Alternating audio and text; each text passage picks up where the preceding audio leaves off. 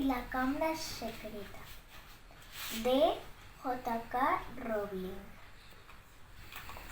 No era la primera vegada que hi havia una discussió a l'hora del desdejuni, al número 4 del carrer Privet. A primera hora del matí, el senyor Vernon Dursley l'havia despertat un udol agut que provenia de l'habitació del seu nebot Harry. Les bruixes de Roald Dahl. Ara que el director se n'havia anat, ja no hi havia res que m'alarmés. Què millor que trobar-me empresonat en una sala plena d'aquelles esplèndides senyores.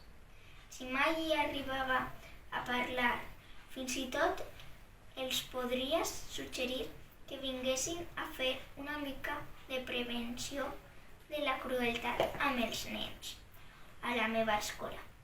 Ens farien un bon servei allí. A l'home, de Mercè Rodoreda. L'amor em fa fàstic.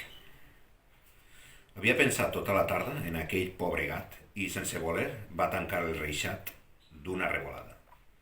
A dalt de tot, entre rodons i cargols de ferro, despintat, mig decantada i coberta de rovell, es veia una data, 1886. Havien comprat el reixat feia uns quants anys, a preu de ferro vell, l'enderroc d'una finca expropiada per Eixample. La casa de seguida va semblar més senyora.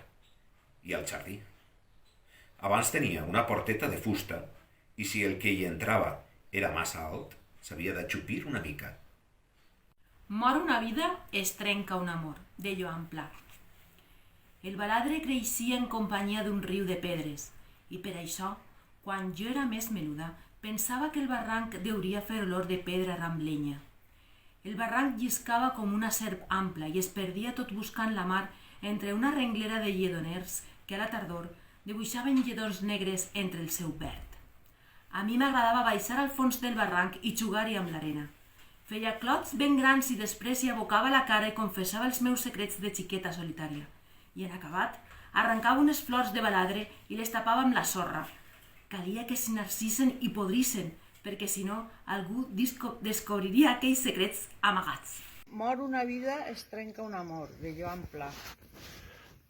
Els núvols de cotó s'havien menjat la llum del sol, de tan enfadats com estaven, i havien començat a ruixar-nos d'aigua, i en els vidres de les finestres regalimaven gotes fent curses precipitades que es perdien cap a l'ampli de la finestra.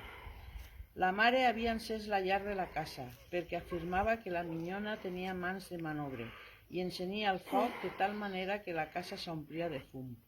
Jo, quan ho vaig sentir dir a ma mare, vaig estar molt de temps que no volia que la minyona ens servís el dinar, i jo no sabia què significava que ella tenia les mans de manobre, però se m'afigurava que les mans se li havien tornat molt grans i que les duia plenes d'una pasta roja.